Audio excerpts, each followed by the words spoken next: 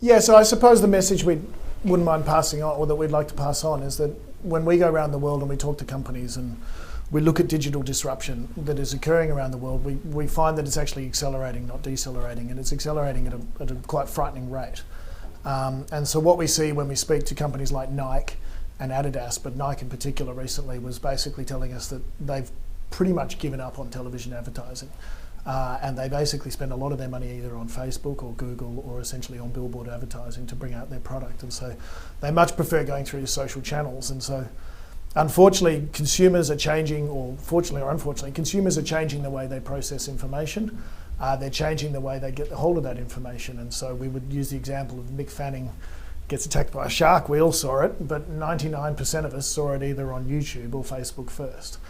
It's digital content, it replicates very quickly, and it replicates and then goes to those two channels because those two channels get it the fastest. And advertisers realise this, so they have to move their advertising away from the local distribution network, be it newspapers or free-to-air TV, and move it to Facebook and Google.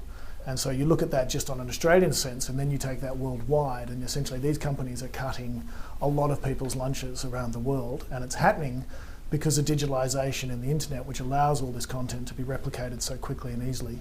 And it always, because it can be replicated quickly and easily, the network effects mean it all ends up at one or two places. Yeah, so similar to the losers that are here, I mean, free-to-air television networks are essentially a distributor of content. So people still want the content, don't get me wrong, people still want the content, this is content. We still love Disney, who has the best content. People still want the content, but the people who are distributing it in the middle are essentially being cut out, because it can be digitalised and replicated so easily. So free-to-air television stations, both here and offshore, have got problems. We all know newspapers have got problems. And obviously anybody in printed directories, etc., yellow pages, these guys have all gone a long time ago. But what we're saying now is we're seeing this move into television now. It went through print and it's now moving into television, and television is 40% of all advertising dollars. And our view, if you look at a global advertising market of $700 billion per annum, 40% is going to TV, that's $300 billion.